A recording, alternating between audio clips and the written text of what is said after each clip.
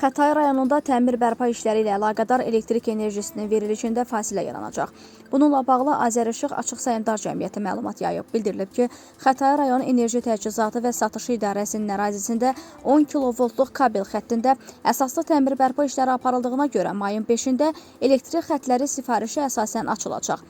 Bununla əlaqədar olaraq saat 14:00-dan etibarən Aşıq Ələsgər, Rahib Məmmədov, Məhəmməd Hadi, Xudu Məmmədov küçələrinin bəzi ərazilərində, bir sıra ictimai və ticarət müəssisələrində, eləcə də bəzi mənzil tikinti kooperativlərində elektrik enerjisinin verilişində məhdudiyyət yaranacaq. Təmir bərpa işləri başa çatdıqdan sonra sözü gedən ərazilər daha keyfiyyətli elektrik enerjisi ilə təmin olunacaq.